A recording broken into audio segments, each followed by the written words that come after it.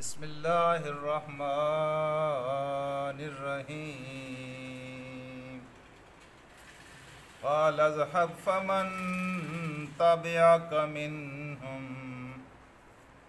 قال اذهب فمن تبعك منهم فإن جهنم جزاؤكم جزاء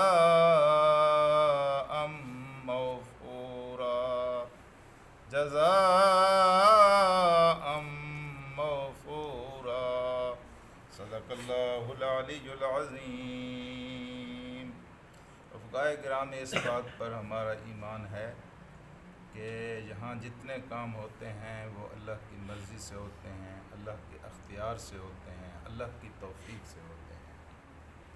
اللہ کی مرضی اور اللہ کے اختیار کے بغیر کوئی چھوٹے سے چھوٹا کام بھی نہیں ہو سکتا۔ تو پھر انسان سوچتا ہے کہ جب انسان برے کام کرتا ہے، گناہ کے کام کرتا ہے، بدی کا کام کرتا ہے، چوری کرتا ہے، ڈاکہ ڈالتا ہے، کسی کا حق مارتا ہے، تو کیا یہ بھی اللہ کے حکم کی وجہ سے ہوتا ہے اور اللہ تبارک و تعالیٰ کی مرضی کی وجہ سے ہوتا ہے؟ تو سچی بات یہ ہے کہ جس طرح نیکی کے کام اللہ کی دی ہوئی توفیق سے انجام پاتے ہیں، اس طرح برائی کے کام بھی اللہ تبارک و تعالیٰ کی دی ہوئی توفیق سے انجام پاتے ہیں۔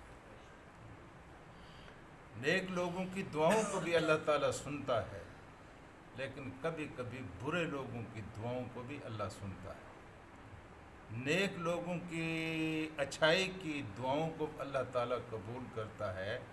لیکن کبھی کبھی برے لوگوں کی برائی کی دعاؤں کو بھی اللہ قبول کرتا ہے۔ یہ انسان کے اپنے اختیار میں ہے کہ وہ اللہ تعالیٰ سے نیکی کی توفیق مانگتا ہے یا وہ انسان اللہ تبارک و تعالیٰ سے برائی کی توفیق مانگتا ہے۔ اس کا ثبوت میرے عزیز دوستو آج کی یہ آیت ہے۔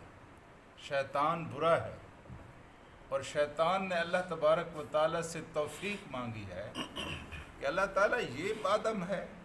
ھذا کرمت علیہ، اس آدم کو تو نے میرے اوپر ترجیح دی ہے، میں تو اس کو گمراہ کر کے چھوڑوں گا، بس مجھے مہلت چاہیے، مجھے اختیار چاہیے، مہلت چاہیے، وقت چاہیے۔ اب یہ کس سے مانگ رہا ہے؟ اللہ تعالیٰ سے مانگ رہا ہے۔ اللہ کو پتہ ہے کہ یہ شیطان ہے، اللہ کو پتہ ہے کہ یہ مردود ہے، اور اللہ کو پتہ ہے کہ یہ دعا کیا مانگ رہا ہے کہ میں تیرے بندوں کو گمراہ کروں گا، میں ان کو جہنم میں لے جاؤں گا۔ تو اللہ تبارک و تعالیٰ نے شیطان کی دعا کو قبول کیا، اس کے باوجود کہ وہ شیطان تھا، اور اس کی اس دعا کو قبول کیا جو دعا اچھائی کی دعا نہیں تھی، نیکی کی دعا نہیں تھی، برائی کی دعا تھی۔ تو اس سے ثابت ہوا کہ جہاں اللہ نیک لوگوں کی اچھی دعاؤں کو قبول کرتا ہے، وہاں اللہ تبارک و تعالیٰ کبھی کبھی بلکہ اکثر جو جیسا بھی اللہ تعالیٰ سے مانگے اللہ اس کو وہی کچھ عطا کرتا ہے۔ برے لوگ اگر برائی مانگتے ہیں تو توفیق اللہ تبارک و تعالیٰ کی جناب سے ملتی ہے۔ اس لیے بندہ مومن کے لیے لازم ہے کہ وہ اللہ تعالیٰ سے اچھائی کی توفیق مانگے، بھلائی کی توفیق مانگے۔ ایک ڈاکو ڈاکہ ڈالنے جاتا ہے، کبھی کبھی آپ نے دیکھا ہوگا وہ بھی دعا کر رہا ہوتا ہے کہ اللہ اس ڈاکہ ڈالنے میں مجھے کامیابی عطا کر۔